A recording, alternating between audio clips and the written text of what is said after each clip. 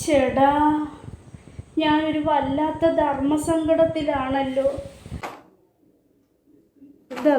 നാളെ ആ സുന്ദരേശന്റെ മോന്റെ കല്യാണവാ. 8 പേര് കൂടുന്ന ചടങ്ങിലല്ലേ പോകണ്ടേ. എന്നിട്ട് ഇച്ചിരി വൃത്തിക്കും മെനയ്ക്കും ഒക്കെ പോകണ്ടേ. കാരണവന്മാരായിട്ട് തന്ന സൗന്ദര്യവും കോലവും ഒക്കെ ഉണ്ടായി പോലും ഇച്ചിരിയും കൂടെ മെനയ്ക്കൊക്കെ പോകണ്ടേ. ഞാനിപ്പോൾ എന്താ ചെയ്യുക? ആലോചിച്ചിട്ട് ഒരു എത്തും പിടിയും കിട്ടുന്നില്ല. കല്യാണത്തിനോ? ഞാൻ ഒരുക്കി തരാം അമ്മ.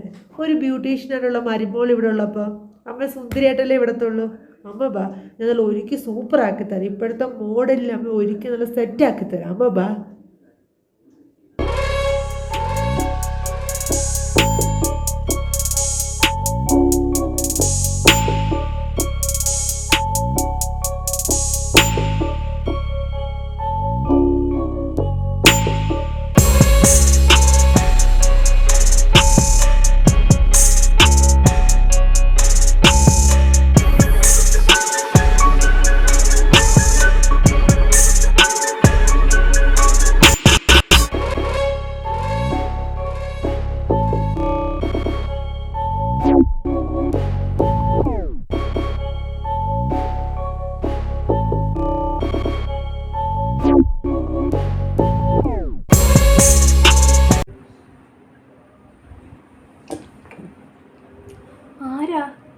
ആരാണിത്?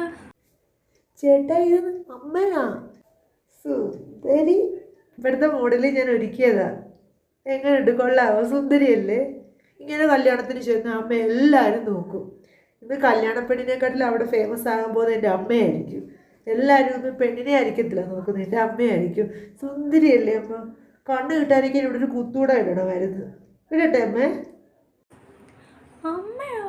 ഇത് അമ്മയാടാ, നിന്റെ അമ്മ. എങ്ങനെയുണ്ട് മോനെ അവൾ എന്നെ ഒരുക്കിയിട്ട്? അമ്മ ഒന്നുകൂടി സുന്ദരി ആയോടാ. മോനെ ആ കണ്ണാടി ഇങ്ങോട്ട് എടുത്തോണ്ടൊന്ന് വന്നേ, അമ്മയൊന്ന് നോക്കട്ടെ അമ്മേ. അയ്യോ അമ്മേ, അമ്മ ഇതായിട്ട് കണ്ണാടി നോക്കിയില്ലയോ? അയ്യോ, എന്തൊരു ഭാഗ്യം. അതെ,